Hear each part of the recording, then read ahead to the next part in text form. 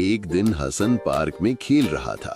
हल्की धूप निकली हुई थी और तितलियां उड़ रही थीं। अचानक उसने एक बिल्ली को देखा जो एक झाड़ी के नीचे बैठी थी। बिल्ली के पांव में कांटा चुभ गया था और वो दर्द से मियाऊ मियाऊ कर रही थी।